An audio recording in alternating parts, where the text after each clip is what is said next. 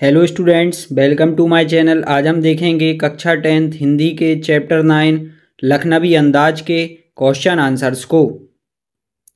पहला क्वेश्चन है, लेखक को नवाब साहब के किन हाव भावों से महसूस हुआ कि वे उनसे बातचीत करने के लिए तनिक भी उत्सुक नहीं हैं।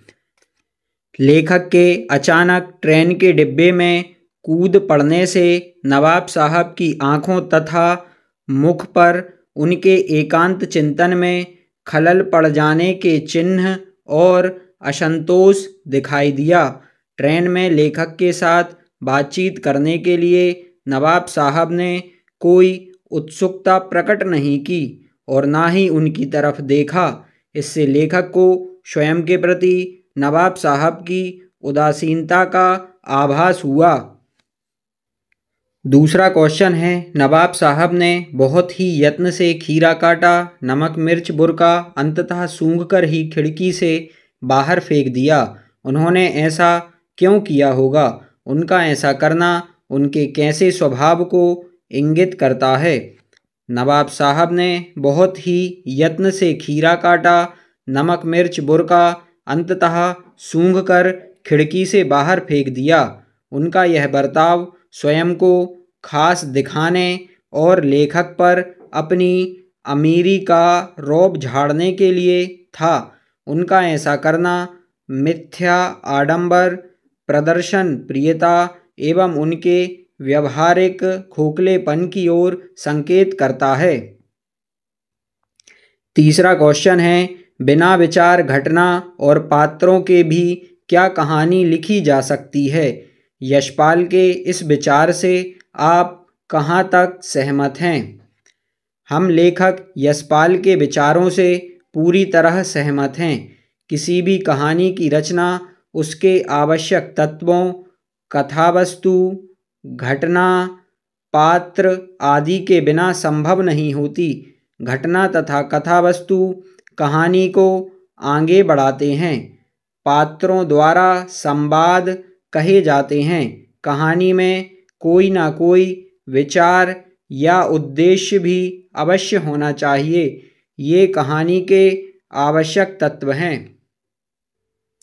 चौथा क्वेश्चन है, आप इस निबंध को और क्या नाम देना चाहेंगे? इस निबंध का नाम झूठी शान या झूठा दिखावा भी रखा जा सकता है, क्योंकि नवाब ने अपनी झूठी शान शौकत को बरकरार रखने के उद्देश्य से अपनी इच्छा को नष्ट कर दिया। पांचवा क्वेश्चन है, नवाब साहब द्वारा खीरा खाने की तैयारी का एक चित्र प्रस्तुत किया गया है। इस पूरी प्रक्रिया को अपने शब्दों में व्यक्त कीजिए। सेकंड क्लास के एकांत डिब्बे में बैठे नवाब साहब ने खीरा खाने की इच्छा से 2 ताजे खीरे एक तौलिए पर रखे। सबसे पहले उन्होंने खीरों को खिड़की से बाहर निकालकर लोटे के पानी से धोया और तौलिए से साफ कर पानी सुखा लिया। फिर जेब से चाकू निकाला, दोनों खीरों के सिर काटे और उन्हें गोदकर झाग निकाला।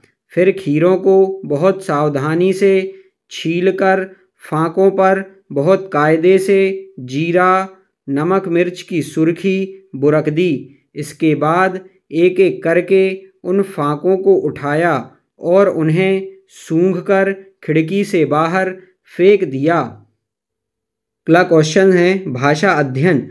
निम्नलिखित वाक्यों में से क्रियापद छांटकर क्रिया भेद भी लिखिए। एक सफ़ेदपोश सज्जन बहुत सुविधा से पालथी मारकर बैठ गए थे। इसका आंसर है, इसमें बैठ गए थे अकर्मक क्रिया है। नवाब साहब ने संगति के लिए उत्साह नहीं दिखाया। इसका आंसर है, दिखाया सकर्मक क्रिया है। खाली बैठे कल्पना करते रहने की पुरानी आदत है। इसका आंसर है, कल्पना करना अकर्मक क्रिया है। अकेले सफ़र का वक्त काटने के लिए ही खीरे खरीदे होंगे। इसका आंसर है, काटना सकर्मक क्रिया है, खरीदे होंगे सकर्मक क्रिया है। खीरों के सिरे काटे और उन्हें गोदकर झाग निकाला। इसका आंसर है काटा, सकर्मक क्रिया है। गोद कर झाग निकाला, सकर्मक क्रिया है। नवाब साहब ने सातृष्ण आंखों से नमक मिर्च के संयोग से चमकती खीरे की फांकों की ओर देखा। इसका आंसर है देखा, अकर्मक क्रिया है।